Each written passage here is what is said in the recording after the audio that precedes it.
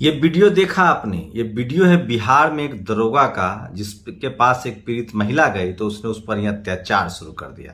लेकिन आज हम कुछ और भी बातें करेंगे, तमाम वो खबरें भी दिखाएंगे जो बहुत जरूरी है। एक और ये वीडियो देखिए, ये वीडियो है महाराष्ट्र के, जहां पीने के पानी के लिए किस तरह से महिलाओं को कुएं में उतरना पड़ रहा है। और पूरा देश बीफ बैन, मांस की दुकान खोलो, बदाओ, मस्जिद मंदिर में लगा हुआ है। पता नहीं कब इस देश का श्रीलंका हो जाएगा। लेकिन आज सबसे बड़ी पहले बात बीजेपी की। नमस्कार, मैं शंभू कुमार सिंह और आप देख रहे हैं नेशनल दस्तक। बीजेपी आज अपना स्थापना दिवस मना रही है। 42 साल हुए बीजेपी को बने हुए। 42 साल में उसने क्या पाया क्या खोया आपके सामने है। चौथी बार बीजेपी की सरकार है। एक बार वाजपेयी प्रधानमंत्री बने थे, सरकार गिर गई थी। फिर प्रधानमंत्री बने वाजपेयी, पूरा सरकार को टर्म पूरा किया। मोदी जी का दूसरा टर्म पूरा होगा। इससे पहले बीपी सिंह के सरकार में उनका समर्थन था। 18 राज्यों में बीजेपी की अपनी सरकार है। आखिर ये काम आरजेडी, सपा, बसपा, आरएलडी, डीएमके, ये सब पार्टियां क्यों नहीं कर पाई? मैं बार बार कहता हूं कि बीजेपी बड़ी पार्टी नहीं है, वो अमीर लोग की पार्टी है। कांग्रेस बड़ी पार्टी नहीं है, अमीर लोग की पार्टी है। जितना डीएमके का कार्यकर्ता है उतना बीजेपी का पूरे देश में कार्यकर्ता नहीं होगा। जितना बीएसपी का कैडर है, क्योंकि बीएसपी शेड्यूल कास्ट 25% है। जितना ट्राइबल है इस देश में वो ज्यादा है। सब बीजेपी, कांग्रेस सवर्ण समाज की पार्टी है। ममता बनर्जी, नवीन पटनायक, सब सवर्ण समाज की पार्टी है। जिसके हाथ में लीडरशिप है उसकी पार्टी है। बहुजनों की पार्टी कौन है? बीएसपी शेड्यूल कास्ट की लीडरशिप है तो उसको शेड्यूल कास्ट कह सकते हैं। ओवैसी साहब की मुसलमानों की पार्टी है, 15-20% उनकी भी आबादी है। आरजेडी ओबीसी की पार्टी है, 50-55% आबादी है। सपा ओबीसी की पार्टी है, 50% ओबीसी की लीडरशिप है, 50% है। जेएमएम ट्राइबल है, ट्राइबल भी यहां 8-10% है। सवर्णों की संख्या है सिर्फ 15%, मान के चलिए टोटल। बीजेपी भी उनकी, कांग्रेस भी उनकी, ममता बनर्जी भी उनकी, बीजू पटनायक भी उनका, टीआरएस भी उनका। तो ये तमाम जो दल है, जो तेलंगाना में, आंध्रा में जो है वाईएसआर, वो भी उनकी। तो सवाल है कि आखिर ये लोग कैसे सत्ता में हैं और आप कैसे नहीं? क्योंकि हमारे जो लोग पार्टी में गए उन्होंने पॉलिटिकल लीडरशिप को ब्रेक किया। मैं ये नहीं कह रहा हूं, परिवारवाद एक अलग चीज है, पॉलिटिकल लीडरशिप। बीजेपी ने, हर समाजवादी पार्टी ने यूपी के अलावा कहीं नहीं सोचा। मान्यवर कांसीराम साहब ने बीएसपी को एक राष्ट्रीय पार्टी बनाने की कोशिश की और एससी, एसटी, ओबीसी माइनॉरिटी को जोड़ रहे थे और 20-22 राज्यों में पार्टी चुनाव भी जीतने लगी थी। वही फार्मूला आज बीजेपी अपना रही है और वो देश पर कब्जा कर रही है। हर जगह वो एससी, एसटी, ओबीसी माइनॉरिटी के नेताओं को, जो उसके कैडर में ट्रेंड हुए हैं, उसको ओबीसी, दलित, पिछड़ा, गठबंधन। सोचिए, बीजेपी जैसी पार्टी यूपी में गठबंधन करके चुनाव लड़ती है अनुप्रिया पटेल से और निषाद से, लेकिन बीएसपी नहीं लड़ती है। सपा के नेता गठबंधन के नाम पर बेईमानी करते हैं। बिहार में बीजेपी गठबंधन करके लड़ती है, लेकिन आरजेडी नहीं करना चाहती है, कांग्रेस भी नहीं करना चाहती है।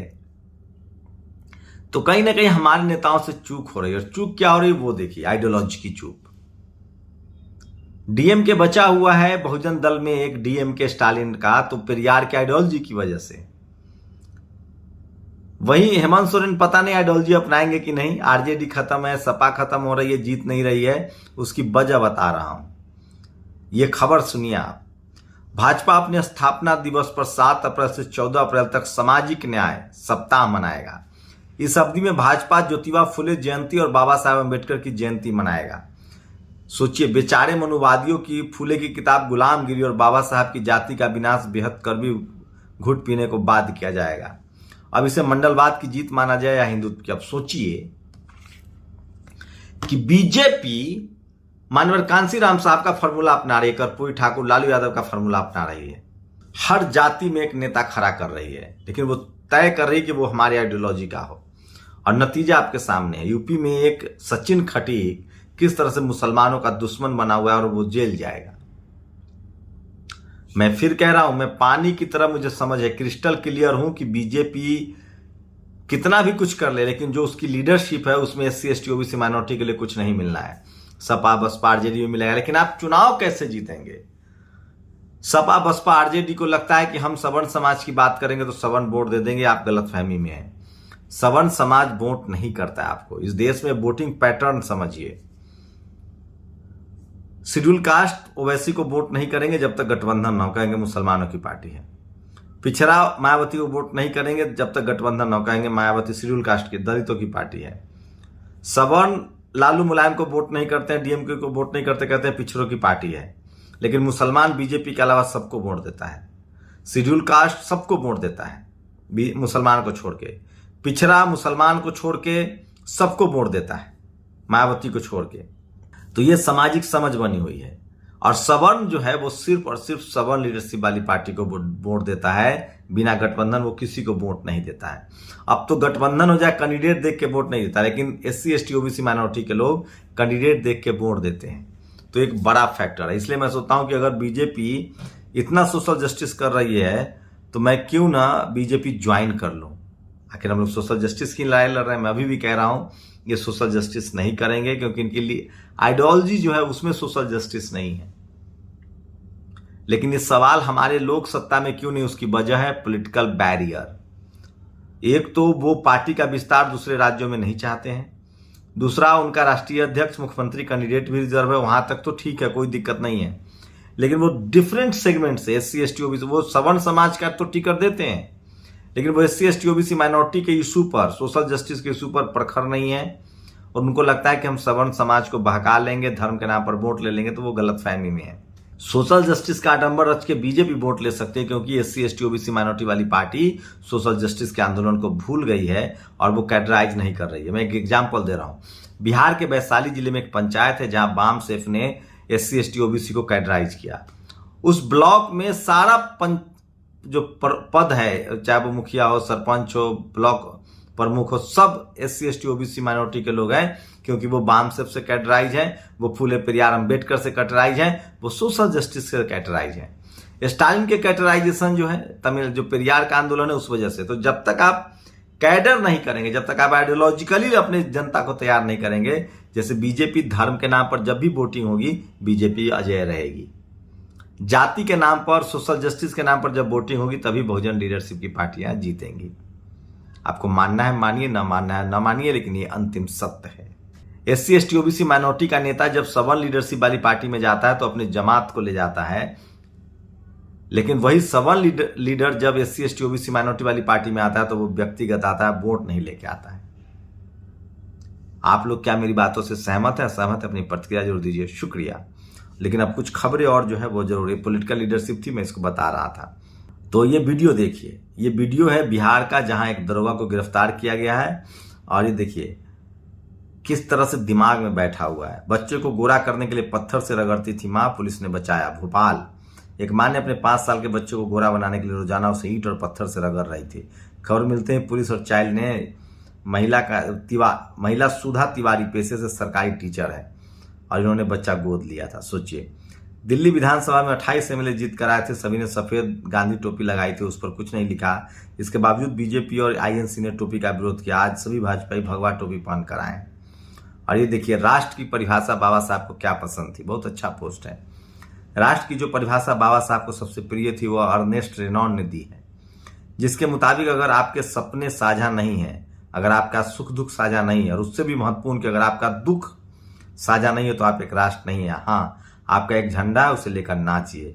जो लोग साथ खुश होना और साथ रोना नहीं जानते, उस विभाग को चंद 100 हमलावरों की फौजें जीत लेती थी, और यह स्वाभाविक भी है। सोचे कि इस आधार पर हालात अच्छे हुए या बदतर। ये बड़ा पोस्ट है। और ये देखिए, ये वो कुआं है जहां महिलाएं पानी लेने के लिए मजबूर हैं। और हल्दीराम विवाद पर सोचिए, उर्दू में लिखा हुआ है तो वो बेकार है। ये खालिद सैफी हैं, इनकी जमानत पर सुनवाई है, मुसलमान को जेल में बंद रखा जा रहा है। हिजाब हलाल मीट अजान रटते रहो ताकि नौकरी, न्याय, शिक्षा, स्वास्थ्य, भ्रष्टाचार, महंगाई पर सवाल न उठे।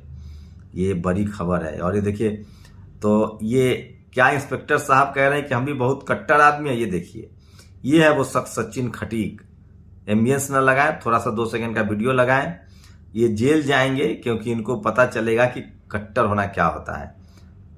तो SC ST OBC माइनॉरिटी को धार्मिक कट्टरता में नहीं पड़ना चाहिए, जातीय हिंसा में नहीं। करवा सच है, बीजेपी और RSS से जुड़ा हर आदमी मुसलमान से खुली और दलित से छुपी नफरत करता है। और आज फिर से 80 पैसे तेल के दाम बढ़े हैं।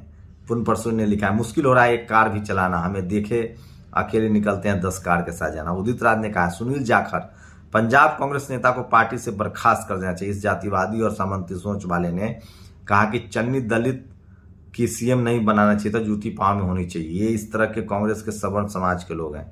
ईडी ने मंगलवार को भ्रष्टाचार के अलग अलग मामलों में 2 हाई प्रोफाइल लोगों की करोड़ों की संपत्ति अटैच की। इनमें एक शिवसेना के राज्यसभा सांसद संजय राउत तो दूसरे दिल्ली के स्वास्थ्य मंत्री सत्येंद्र जैन। तो जो भी बीजेपी से सवाल करता है उनके साथ इस तरह के हमले हो रहे हैं। मार्च में बढ़ा महिला अपराध, अपहरण के 41 मामले यूपी में समाजवादी पार्टी ने। और ये देखिए किस तरह से छत्तीसगढ़ में मस्जिदों पर हमले हो रहे हैं। तो पूरे देश को जाति और धर्म में धके। रसोई गैस, डीजल, खाद तेल के दाम कुछ कम करो मोदी जी। यहाँ सब आप कोई आपके तरफ बीवी और परिवार छोड़कर नहीं भाग सकता, ओम प्रकाश ने ट्वीट किया है।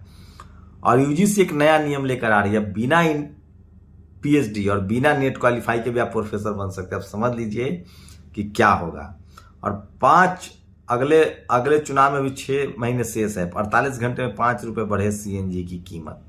तो ये ओवरऑल स्थिति है। आपको सोचिए आप किस तरह से देश जा रहा है। इसलिए मैं बार बार कह रहा हूं कि सोशल मीडिया ही सच्चा मीडिया है, सोशल मीडिया ही बहुजन मीडिया है। और पूरे देश में इमरजेंसी लागू कर दी गई है। जो लोग भी सरकार से सवाल पूछ रहे हैं उनको जेल में डाला जा रहा है, उनको बंद किया जा रहा है। बड़े बड़े लोगों की संपत्ति अटैच की जा रही है। सोचिए, आकार पटेल जो सरकार से सहमति रखते हैं उनको एयरपोर्ट पर पकड़ लिया जाता है।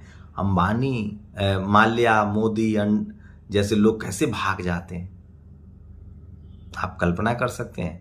कॉलेज यूनिवर्सिटी को बर्बाद किया जा रहा है। सरकारी अस्पताल में SC ST OBC माइनॉरिटी के लोग गरीब लाचार हैं। 80 करोड़ लोगों को सरकार मुफ्त में राशन दे रही है। ये हालत है देश की गरीबी का। और सरकार से सवाल पूछिए तो आपको जेल में डाल दिया जाएगा। क्या आपको लगता है कि डेमोक्रेसी बच गई है? मैं 2 छात्रों की कहानी सुनाऊंगा। अब ऐसा नहीं होगा। मैं 2 ऐसे मेडिकल छात्रों से आजकल मिल रहा हूं। एक शेड्यूल, दोनों OBC हैं, एक यादव फैमिली से और एक कुशवाहा समाज से। दोनों अपने परिवार के पहले डॉक्टर बनने जा रहे हैं। अब तक 2 लाख रुपए फीस थी तो डॉक्टर बन रहे हैं। अब SC ST OBC माइनॉरिटी के बच्चे डॉक्टर नहीं बन पाएंगे क्योंकि लाखों रुपए की फीस कर दी गई है। तो RSS की लगातार कोशिश है, बीजेपी की लगातार कोशिश है, मनुवादियों की लगातार कोशिश है कि SC ST OBC माइनॉरिटी के लोगों को पढ़ाई लिखाई से दूर धकेल दिया जाए। सरकारी अस्पताल में भी लोग अपना गिरवी रख जमीन कर्जा लेके इलाज करा रहे हैं। इस देश के 90% SC ST OBC माइनॉरिटी की हैसियत नहीं है कि प्राइवेट में इलाज करवा ले। इतनी लाचारी, बेबसी, गरीबी SC ST OBC माइनॉरिटी के हाथ में है। इसलिए बीजेपी को फर्क नहीं पड़ता क्योंकि जो लाचार है, बेबस है, गरीब है, उसके पास न टीवी है न अखबार है। और जिनके पास टीवी अखबार है वो जाति और धर्म के उन्माद में इस तरह से डूबे हुए हैं। वो चाहते हैं कि इस देश में जातिवाद बना रहे, कास्टिज्म बना रहे और SC ST OBC माइनॉरिटी को जो हक अधिकार मिले हैं संविधान के आधार पे उनको खत्म कर दिया जाए। सोचिए, जो आपको चपरासी नहीं बनने देना चाहते हैं वो चीफ मिनिस्टर बनाएंगे। उनका चपरासी हो या चीफ जस्टिस, वो सब आइडियोलॉजिकली एक तरह से सोचते हैं और उनके मन में संविधान के प्रति नफरत है, उनको जातीय श्रेष्ठता का बोध है, वो धार्मिक श्रेष्ठता के बोध में जीते हैं। ये फैक्ट है और देश उसी तरफ जा रहा है। मेरी लगातार कोशिश है कि आपसे सच रूबरू कराया जाए और मैं फिर कह रहा हूं, जिंदगी लंबी नहीं शानदार होनी चाहिए। आप लोग की क्या प्रतिक्रिया, अपनी प्रतिक्रिया जरूर दीजिए। क्या डेमोक्रेसी जिसे बाबा साहब ने एक बेहतर संविधान दिया वो खतरे में है? और अब SC ST OBC माइनॉरिटी मिलकर उस डेमोक्रेसी को नहीं बचा पा रहे हैं और इसके लिए हमारा सबसे पहले जिम्मेदार है पॉलिटिकल लीडरशिप। दूसरा जिम्मेदार है हमारा पढ़ा लिखा तबका, चाहे वो पत्रकार हो, इंजीनियर हो, डॉक्टर हो। तीसरा जिम्मेदार है जो थोड़ा बहुत है हमारा बिजनेसमैन। और तब लास्ट में हम अशिक्षित लोग, जनता जिम्मेदार है। अपनी प्रतिक्रिया जरूर दीजिए। शुक्रिया। नेशनल दस्तक की आपसे गुजारिश है कि अगर इसको बचाना चाहते हैं तो नेशनल दस्तक को सब्सक्राइब करने के लिए रेड कलर के सब्सक्राइब बटन को दबाएं, फिर बेल आइकन की घंटी दबाएं नेशनल दस्तक को बचाने के लिए बहुत जरूरी है कि हर खबर को शेयर करें, लाइक करें, कमेंट जरूर करें।